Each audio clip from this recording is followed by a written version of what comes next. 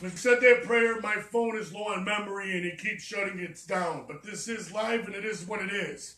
Like I said, friends, I'm worried about everybody. I'm worried about our nation. I'm worried about our kids growing up. I'm worried about everything. If we don't come to God and we're not serious right now, I'm telling you, we could lose our nation as a whole. We really got to stick together, Christians, and we got to pray.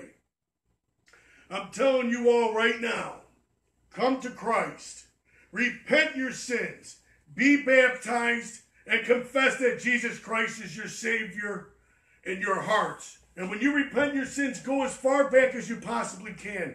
Tell him, Lord, I'm sorry, I'm a sinner, but I need to be forgiven. Tell him anything that's from your heart. Speak to him, your Father. Speak to him. He's your creator. He loves you. He's here for you. He created you. Your being is to serve him. He created us. You don't understand what I've been through to understand this. I'm telling you, as all, you got to pray in the Spirit because the Father is the Spirit. You got to be sincere. Pray for those around you when you see someone sick. Open doors. Anything you could do anymore to bring positive energy, the Holy Spirit, everything you could do. Preach the gospel and don't ever be ashamed of it.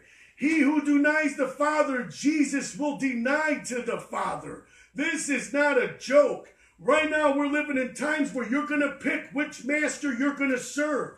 The one that wants you to burn in hell, Lucifer, Satan, and the devil, or the one that wants to give you the kingdom of heaven. The one that wants you to reign eternal glory and life, that sent his son down, that we may have this kingdom.